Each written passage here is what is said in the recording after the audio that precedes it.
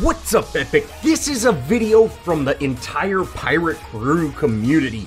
Now, over the past few days, I've asked them, hey guys, how would you better Paragon? And for the most part, this is a response from everybody. We've had a lot of similar responses from people, and I've kind of gave my own spin on a lot of it. But guys, these are the options that I've come up with that can really improve Paragon, and I think we need them. I think Paragon is an amazing game, and these are some of the ways that I would like to see it improve. Now, the first issue I want to bring up is tutorials. Guys, we need tutorials bad. We've always had very, very poor tutorials, and they need to be improved. Now, next week, I am going to do my best to do my own spin on a tutorial. I do have beginner's guides up, and, you know, the Pirate School 101, but I'm going to try to make a tutorial the best way that I know how, and hopefully we'll have that out next week. And, you know, I would love to see a real in-depth tutorial where, you know, you can learn certain things, and, you know, hey, I didn't know that, and, you know, maybe even players that have been playing for months and months might even pick up something new, because Paragon is a very, very deep game, and we need those tutorials. Now, while we're on the subject of new players, let's talk about the deck system. Now, back in the day, early Monolith, you know, Legacy, we used to have auto-equip decks, and that was absolutely huge for new players. You know, they didn't have to worry about decks, they didn't have to worry about any of that. They just went and played, and, you know, when you went back to base or you died, boom, you got new cards put on. It was automatic. That is completely gone now, and it makes it much harder for new players, because they've got to juggle, where do I put my gems on? What tree do I build into first? How do I put cards on? Do I get the cards that cost money and disappear? You know, you have all these things to worry about. And while the new deck system, I feel, is much more simple than the old system, it's way more complicated. So I really think the new card system is more discouraging to new players, because before it was hard to figure out how to build a deck exactly. And now that's not the case. It's hard to figure out how to build the deck while you're in the game. Now, I will get more into that here in a second, but let's talk about affinities. I really don't like how every hero has access to all affinities. It makes heroes not feel unique at all. They all feel the same. You can build Sparrow, Murdoch, Grim, Twin Blast. You can build every ADC the exact same way, and for the most part, people do. You know, the only exception to that is Revenant. You know, he's kind of built differently, but even someone like Wraith is, you know, kind of built the same as other ADCs right now, because, you know, you have Intellect, and Intellect OPD, that's a great build for ADCs. Or, you know, let's say you're playing someone like Chimera, where you're running, you know, Chaos Growth, and you build full damage on him. Well, you can do that on Grux, you can do that on Steel, you can do that on every hero, and that makes heroes feel less and less unique. That I miss the uniqueness of the affinities. You know, I stated in that last video, you know, I didn't like Sparrow as much because she didn't have Chaos or Fury. You know, and when you don't have access to those Madstone gems, you know, you didn't power spike as early, and I felt that was a change. So, affinities, I think, need to come back, and they need to be limited. I would also like to see a suggested items or suggested cards, the gems, whatever, a suggested tab. So once you get out of the stage of building towards, you know, or having your automatic builds, then you go into the stage of, hey, we're going to suggest you build this way, and have it glow, or have it, you know, ping, or whatever. When you're putting in points, it has a big sign that says, we suggest you upgrade this first, you know, work towards this gem. And you can do that with the basic decks. You know, there's only 3 basic decks for each hero, and most of them are the same across several heroes. So you can do that, and, you know, sure, it will take a little bit of work. Guys, I'll do it for you. You know, like, tell me how to, tell me what you want done, and I'll spend the effort to do it. I try to do that with my videos anyways, but that needs to happen because that is appealing to new players. you get out of the stage of auto where you're just learning the game, and then you move into the stage where, okay, you have the freedom to do things. And even though I'm suggesting you build this way, hey, I want to pick up that card. And that's how you learn how to build the way that you want to. I think that's absolutely huge, and it really needs to happen. Now, I've stated several times that the customization within the cards is gone, and that feels bad. I've said that since the day of version 42, and, you know, guys, I feel no different about it. The customization factors, they're gone. And that has partly to do with every hero can pick all affinities, which I think if they just brought the old way where this, you know, this hero has these two affinities, if they brought that back, that would definitely change that feeling. But at the same time, I also think that having cards where you can customize them would be huge. Like, let's just take Unbroken Spirit, for example. If I have Unbroken Spirit, it's, you know, 10 power, 240 health, and, you know, it's got its passive. That might be wrong, but I think that's pretty close. Let's say I don't want that much power. I want to be a tank, which I'm going to talk about that in a second, but why not have a variation of the card where it's got 5 power and 300 health? Or have a variation of the card where it's got, you know, no power and a ton of health? Or have a variation where it's got a ton of power and no health at all. You know, we can customize that card, which I'm not saying make it where I can change the individual points, like 1 point of power or 10 points of health, like how the old system used to be.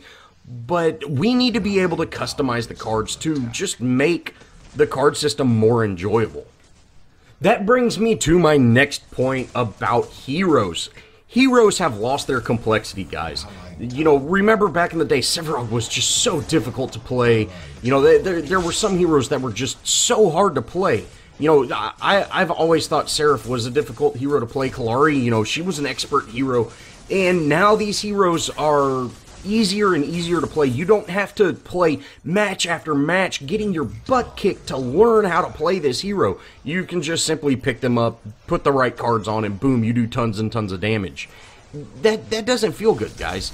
I want a complex hero. I want heroes that, you know, they're complex. I have to play them a lot to get good with them, and you know, when I can really learn their kit, learns the in and outs of their kits, things like that, that's absolutely huge. And that needs to come back. Heroes all feel the same. You know, ADCs really, they all kind of feel the same now. You know, even though the rework on Twin Blast has kind of put him in a different spot of where he used to be, and Murdoch getting, you know, his run fast, and Sparrow, you know, Sparrow's kind of untouched. But, you know, all the heroes, they feel the same. You put the same cards on them, and you play them the exact same way. The complexity of the heroes is gone. You know, I kind of feel that needs to come back. Make heroes where you have to play them a lot to be good with them, not just a handful of games and, oh, this guy plays exactly like this guy. Alright, moving on, let's talk about the gameplay. Now, right now, everything's all about CC. And it doesn't feel good, guys. You know, I really thought the old, when they reworked Steel to his new Shield Bash, I thought that was perfect. You know, it was a half-second stun, so it was almost like an interrupt more than a stun. But now, you know, a level 5 Steel can keep you stunned for, you know, 5 seconds. You know, he shield bashes you, ults you, and then shield bashes you again. You're like, you've got no way of winning that. Once Steel gets his ultimate, you're done. Now, I use Steel because I think he's very, very overpowered right now. But at the same time, you know, Zinx's stun, with the increased amount of stun time, you know, that's huge. And, you know, just every hero has a stun now, and being stunned to death is not enjoyable. You know, whether you're on the giving end or the receiving, I don't feel like, oh man, I played that so well because I kept him stunned the entire fight. I don't feel rewarded for that. It's just like, oh, I killed somebody because they couldn't move. I want to feel rewarded. I want to outplay somebody, and stunning them to death is not outplaying them. Like Crunch getting a stun now. I don't get it.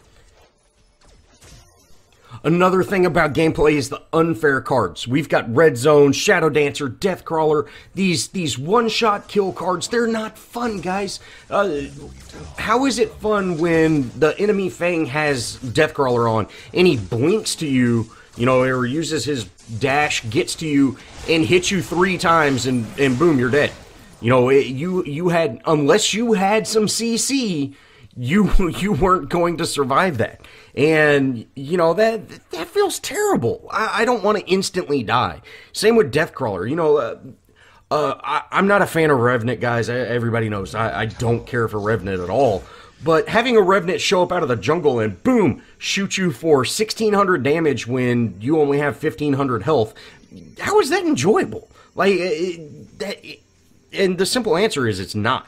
And that is why people are going, oh, I can't stand this, because anytime there's a Revenant on the team, it's like, oh, we got to watch out for this guy, because it doesn't matter, even if you shut him down a lot, once he gets Death Crawler, he's going to be able to one-shot people. Shadow Dancer is another one of these cards. Now, it's bigger on casters, of course, and, a Countess with Shadow Dancer is just super deadly, but you can do that with anybody. You can have Shadow Dancer on Aurora, you can have Shadow Dancer on Gadget. There's been a lot of times with Gadget, I'll walk up right under somebody, throw my ult down, stick them with the bomb, and then when they walk kind of out of my AoE, I'll stick that Seek and Destroy on them and then hit them with another bomb, walk away, and they're dead. And that took, 4 seconds to do that entire thing. And they're completely dead, which I might have been able to kill them before before I even hit them with that second bomb. But that entire engagement, they were trying to run away the entire time, but couldn't, because I ganked them with a simple card. It wasn't about skill. I was invisible and walked right up to him and threw all my stuff down on the floor. That's not enjoyable. That's not enjoyable for the enemy that got killed, and that's not enjoyable for the player that did the killing, because you don't feel rewarded. You don't feel like you did something amazing. You just felt, hey, I killed somebody. Since we're talking about gameplay, we've got to talk about the objectives. Prime and Fang. Those are the 2 objectives, other than the laning objectives, of course, which we'll talk about the towers in a second. But first, let's start about those side objectives. Now, Fangtooth and Prime are just entirely way too easy. The big thing with the old version of Monolith was, hey, anybody can solo Prime. Or that any ADC can solo Prime. And y'all took that away. ADCs can't really solo Prime anymore, but way more heroes than ever before can solo Prime, and that doesn't feel good. I can't stand seeing at 6 minutes in the Chimera went and soloed Prime because hey, we didn't ward it or whatever. That doesn't feel good. Make those objectives where they're team objective. The entire team gets a buff. Why not require most of the team to be there? You could do something simple as make Fang where it's got a damage or a health buff, and the more heroes that are there, the less health or damage it does. Or just straight up do a percentage to where, hey, it does, every hit it does 4% of your health, and, after so many hits, it'll kill you. And even Chimera could not live through that, because his healing up, yeah, he might be able to heal up, but if it's constantly doing that percentage of his health, it's going to be substantial. And that making those type of objectives would be huge, and it would require better teamwork, so it would promote team play as well as make it enjoyable. I think having a Prime where okay, we're fighting this Prime, and I'm playing, Steel. We have a Steel and a Severog, and we're fighting. I get to half health, and it's like, okay, Seb, switch in. I got to back off, so someone else tank it, and that would be so engaging, so fun, and it would require us to pick a good time to go for Prime, not just, hey, our lanes are pushed. They still have 5 enemies up, and we haven't got a kill, but our lanes are pushed. Let's go pick up Prime in half a second. That make those type of engagements more engaging for your team. Now, towers, I feel, should also do a percentage of health, not a, flat, 100 damage or whatever they are now. They should do a full percentage of health, like a tower does 15% of your health every hit. That way, hey, if you're at full health and I've got 1 health left, yeah, you can tower dive and kill me. but you know it's going to hurt you. So you have to know, are you going to run through the tower and try to run through the enemy jungle, or are you going to turn around and risk running back and taking several more hits? You know, you have to make that choice in, are you going to tower dive or not? Right now, tower diving is an afterthought. You know, ADCs can even survive tower diving. Without sounding too bad, it feels pathetic. Like, towers should be stronger than they are. I personally don't mind the tower dives near as much, but the towers should be more, I'm not saying they should be an absolute threat, but they should be a deterrent. Right now, I've never been less scared of diving a tower since I've started playing Paragon. Right now, version 45 towers are so weak, it doesn't bother me at all that there's towers. The last subject on gameplay is the jungle. Guys, the jungle's boring. I don't enjoy playing the jungle. I don't like the jungle role. You know, Tyrant is one of the best jungle cards, but it's boring to play. You've got to force yourself to stay in the jungle for, what, 35 minion kills? So you really have to farm like crazy at the beginning of the game, and then mid-game, which, you know, you could argue that there really isn't a mid-game anymore, but mid-game is, I've got to force myself to stay in the jungle the entire time, and that just feels bad. The jungle needs to have more stuff in it. Come out with small little jungle buffs, like have like 5% movement speed for 15 seconds, but if you ever leave the jungle, it goes away, and boom, you pick that up, and you can zip across the jungle real quick. Or, you know, have a red one where, hey, you can clear the other several buffs. Turn the white camps into little miniature jungle buffs. You know, not as strong as the actual river buff, but have just minor little buffs that, you know, hey, I'm going to go into the jungle and pick this up. That would be much more engaging than, hey, I got to go get this minion. Okay, go to this camp, get this minion. Go to this camp, get this minion. That is so boring. Give me a reason to be in the jungle other than getting farm. Now, since we're talking about the jungle, we gotta talk about the map. Guys, the map needs to be fixed. It's unbalanced. So, the first thing, I don't know if y'all remember, but when the Twin Blast change came out and they did all that, I wanted to make the rant video, which I never ended up doing. Because that's not what I want to be, but, the map is so unbalanced. By taking away the gold buff and adding the aqua buff, you didn't create a duo lane, you discouraged a safe lane. And that's not the same. We need to add to Paragon, not take away from Paragon. And, that's just one small thing, but you've got elevation differences, which affect the game. You've got the Fang pit on, if you're on the Dawn side and you're in your safe lane, you've got access to black buff, and you can pick up black buff and then go for Fang, and that will give you an advantage. The enemy team has to run all the way across the map to pick up black buff. The map is unbalanced. And I know you said, hey guys, the win rate is 50-50. I don't believe that. I really don't. But even if it is, even if the win rate is 50-50, you need to look at the lane rate. Look at who's winning what lane, what towers are falling first, things like that, because that is more important to me than the win rate. It's not as enjoyable to play in the duo lane if the enemy team has the duo lane advantage. And, same like if you're on the Dawn side, which you could say, hey, that's strategy. And I would completely agree that is strategy, but it's not enjoyable. It's not enjoyable being at a disadvantage just because you got randomly selected to play on this side of the map. And that is what's happening right now. Minion speed is way too fast as well. The whole general game of Paragon is incredibly fast right now, and I think it's too fast. Minions used to not spawn in till a minute. They spawn in at 30 seconds and start fighting at 45.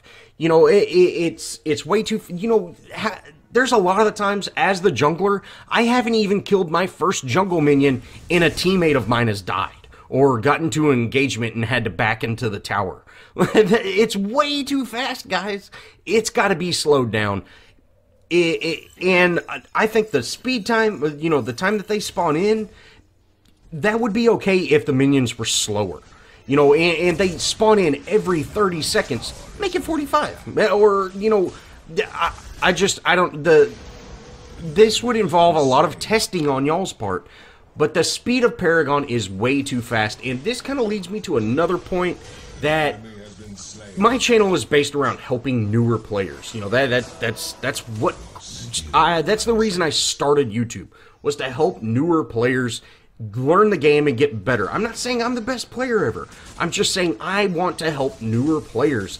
And when I'm playing in-game with players, I can't go, okay, now you need to go back to base and put this card on, because I'm constantly in an engagement. I'm constantly having to push lanes, or reset them, or get into an engagement. I'm constantly in an engagement, and I can't help a new player learn how to play a card unless I want to let my entire team down. And that is simply because Paragon is way, way too fast. It needs to be slowed down. Sure, the hour-and-a-half matches back in Legacy were ridiculously long, but they were enjoyable. The 15-20-minute matches are not enjoyable, and a 50-minute match on Monolith now, it makes me want to quit. I do not enjoy the long matches on Monolith, and that's saying something. Next up, we have in-game communication. Now, I've said for a very long time, since the new HUD, what was the new HUD, 43.3? Was that, or was it 40? The new HUD ruined the pinging system. The pinging system is terrible. You know, you can't hear anything with it, and you know it's just got this very subtle little hint of a message off to the side, and your map blinks a little. But before, we had this huge, you know, fog warning, you know, that posted all over the, you know, right in the middle of your screen, enemies missing. That needs to come back. Although, you know, we could change it to where it wasn't in the middle of the screen so you can't see what you're doing, but have this big, you know, raid siren of this is happening, make sure it you know, the enemies are missing here. You know, or you could even have the guy that does enemies tower missing, or, you know, you could have him say it, enemies missing mid. Just, you know, put a spam limiter on it where someone can't say enemies missing 15 times in a row. Custom messages would also be nice. You could say something like, I'm out of mana, or, you know, river buffs, you know, go for left river buff, or, you know, whatever. You could have these custom messages that you set up beforehand, and, you know, up, left, that's your custom message, you know, or whatever. You know, you could just customize your message wheel to say what you want. Of course, you know, that's dealing with profanity, things like that. You know, so I think that would be a huge help to have custom messages, like being able to tell your ADC, don't go chase that because I can't pull you when you're playing phase. That would be nice, instead of actually having to type it out. And, you know, for PlayStation players, they can't even type it out. You know, having customized messages would be a huge benefit to the game that you could set up beforehand. Now, I've had a ton of people talk about a in-game voice chat, and guys, I'm not a developer, so I don't know. But I have a feeling the reason there's not an in-game voice chat is because of crossplay. You know, you can't, PlayStation and computer cannot talk to one another as of yet. And, you know, that's really not on Paragon. And I think if they were to add some sort of in-game voice chat where, you know, you would split PlayStation and PC apart, and that's splitting the community. Right now, we need to come together. We don't need to split the community right now. And that's just kind of my thought on it. And let's say we did somehow get a crossplay voice chat, it would split the community by, man, I don't want to play with PC players because I can only talk to PlayStation players. You know, so either way, even if they did implement it, it'd split the community, and right now we don't need to be split. Last up, the number one thing requested was ranked mode. And I'm going to talk about matchmaking a little more, but I'm going to give my opinion of ranked mode. Guys, Paragon's not ready for ranked mode. It's just not. The community's not there. And if we did come up with an in-depth ranked mode where, you know, let's just use the Agora's elo numbers. If we said, okay, a 1300's going to only be paired with 1310 or 1290. That's the rank. You know, it's that small little circle of players. That would be okay, but you'd have a 20-minute queue time. And I mean that's what capped is right now. You know, capped players, the reason you don't see a whole lot of capped players is because they've got 20-minute queue times. And you know, that's not enjoyable. I don't want to see those high, super high times. You know, I don't want to sit in queue for 20 minutes and get ranked up with, you know, full of toxic people, because rank mode brings out more toxic people. I think the solution that Epic could give us is release the numbers you use to, you know, pair people to ranked. You release your ELO numbers or your MMR numbers and put it on the screen, put it on the hero screen, or, you know, where, you know, you've got 10, I've got a level 10, you know, Aurora or whatever. Just have a little thing above your head that says, you know, I'm 1350. That would be awesome. Or you don't even have to broadcast it to everybody. You could broadcast it at the end of the game, or you could just have it in the have it at the end of the match where it says the average of the team. You know, something like that. That would satisfy people enough to where they weren't furious with the current matchmaking system. If we could see, like, hey, this team is in a 5-stack, and I'm a solo player, but I'm playing with a 4-stack. If people could see those type of things, they wouldn't be so frustrated. But that brings me to my next point. Make it where people can't 3-stack. 3-stacking is the biggest problem, in my opinion. 3-stacking, it hurts the game, you know, because when you 3-stack, you're most likely going to go against a 5-stack. And, you know, so you'll either have a 3-stack and 2 solos, or a 3-stack and a 2-stack against a 5-stack. Take that away. Just make it where you can't 3-stack. I think that would solve a lot of problems. Now, before this match wraps up, I've got to say farewell to PCL. Guys, you know, PCL was awesome, and, you know, just with the state of Paragon, with the you know, people are leaving, things like that, it's harder and harder to get teams. You know, I tried to do my little pirate tournament, and it was just an absolute nightmare. It's hard to find people that are devoted, that want to play as a team, things like that, and that has really affected y'all. And guys, I'm sorry to see that y'all are going. PCL has been very enjoyable, and it's sad. I'm gonna hate to see y'all go. That's going to wrap it up for my suggestions on how to help Paragon grow. I really hope y'all take this to heart, because it's coming from my heart. And I love this game, guys, and I want to see it succeed. If any of y'all in the community, anybody watching, have other things they'd like to add, feel free, guys. That's what my channel's all about. And as always, I'll see y'all in the next video.